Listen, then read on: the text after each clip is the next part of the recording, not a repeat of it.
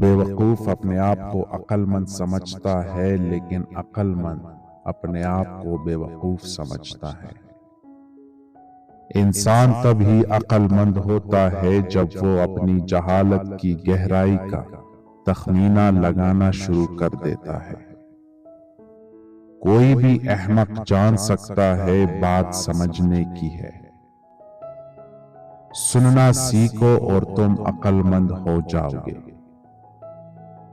عقل میں جلدی نہیں کی جا سکتی، یہ اپنے وقت پر آتا ہے۔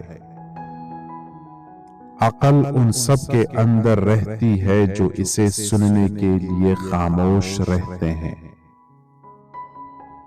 عقل تعلیم کی پیداوار نہیں ہے، بلکہ اسے حاصل کرنے کی زندگی بھر کی کوشش ہے۔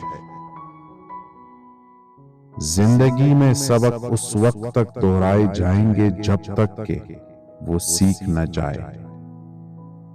عقل تجربے کی بیٹی ہے۔ حلم بولتا ہے لیکن حکمت سنتی ہے۔ اپنے زخموں کو حکمت میں بدل دو۔ جو آدمی سوال کرتا ہے وہ 1 منٹ کے لیے بے وقوف ہے۔ جو نہیں پوچھتا وہ زندگی بھر کے لیے بے وقوف ہے۔ حلم ہر روز کچھ نہ کچھ سیکھ رہا ہے، حکمت ہر روز کچھ نہ کچھ چھوڑ رہی ہے۔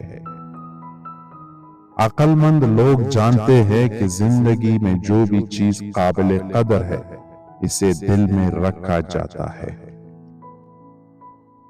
آپ کے راستے میں آنے والے ہر موقع کو پہچاننے کے لیے عقل مند بنیے۔ ایک عقل مند آدمی کامیابی کا راستہ نہیں ڈھونڈتا، وہ اسے کامیابی کے لیے ہموار کرتا ہے۔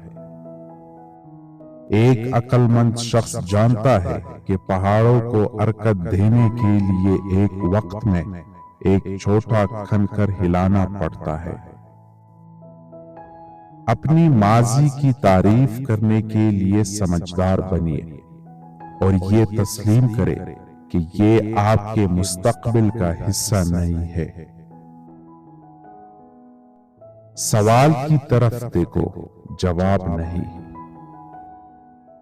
ایک عقل مند شخص کا دل بڑا، شاطر دماغ اور کھلے کان ہوتے ہیں۔ حکمت کبھی حادثاتی نہیں ہوتی۔ بے وقوف عورتیں اپنی قدر بتاتی ہے، عقل مند عورتیں اپنی قدر جانتی ہے۔ سمجھدار خواتین ڈرامے سے سر پھیر لیتی ہے اور جانتی ہے کہ ان کے پاس کرنے کے لیے بہتر چیزیں ہیں۔ کل میں ہوشیار تھا اس لیے میں دنیا کو بدلنا چاہتا تھا۔